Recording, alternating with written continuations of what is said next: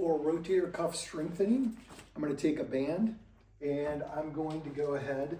I've got a knot in the end of it. I'm just going to put it over something to hold it into place while I shut the door. And with something under my elbow, and this could be as simple as a rolled up towel, I'm going to wrap my hand so that this comes through the middle fingers, and then I just bring this around the outside and then hold there. And from this position, I'm just going to come into the center or internal rotation. If I felt like I need more resistance, I can move away from the anchor point, or I could just undo this, pull a little bit more through, and right here, internal rotation. And I want to do between 1 to 3 sets of 10 of these. But listen to your body, start off slow or gentle with the resistance, and eventually progress from there. Then I can rotate around and do external rotation.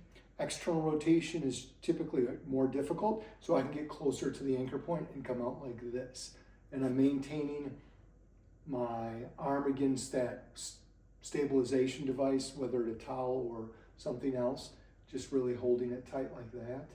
And it's generally nice to look straight ahead. Occasionally I'm looking at the camera.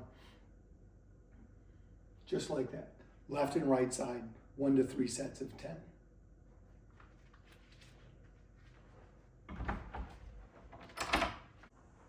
A great exercise that incorporates some strengthening but mostly balance is a single leg stance to biceps curl and then overhead press. Trying to maintain your balance in that single leg stance for up to 10 reps. It's a little bit easier to balance if you're looking straight ahead, because you can start to see when you start to lose your balance a little bit sooner. The weight that you're using for the biceps curl is really up to you. It's more designed to throw your balance off and make you correct with that. I'm inside, so I'm not wearing shoes, which can be beneficial. Most of our activities are performed while we're wearing shoes, so doing it with shoes is fine as well. And you can see the arm that I'm using is opposite the leg stance.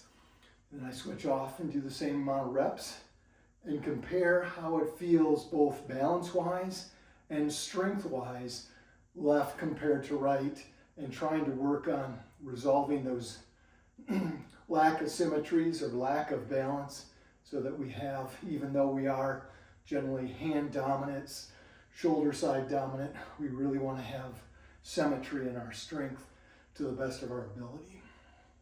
And if you prefer, you can do this a slower motion, and then really as you're coming back down, nice and slow, which will add a greater strengthening benefit to that. But again, my perspective, the focus is balance in this exercise.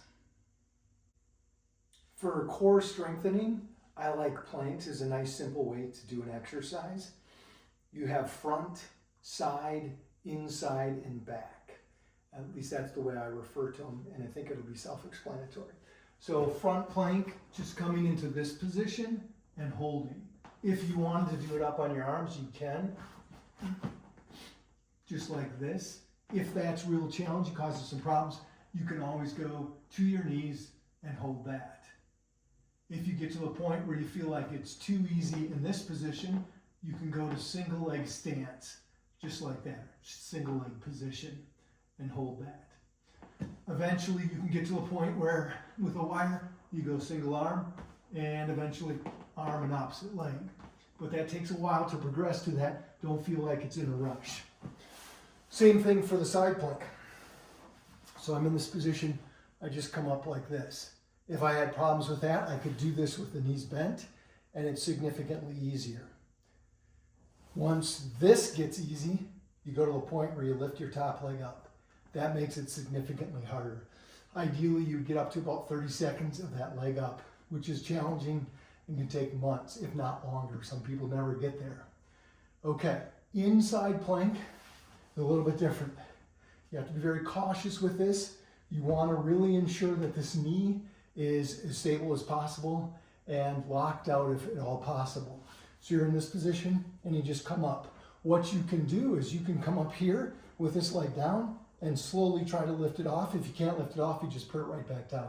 But if you can lift it off, you hold that position and you're working the inside of your thigh, which is often something we're not able to do. I'm just demonstrating one side, but I'd want you to do both sides with this. And then I call it a back plank, but most people will call it a bridge. You just lift your hips up like this. When that gets easy, you come up, straighten out a leg. When that gets easy, you start to creep out your stance leg. So you're up, lift the leg up.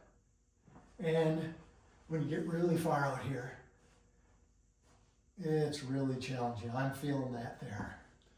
So you can see variations of that on core strength, which are really helpful to help you perform other activities, but you want to listen to your body.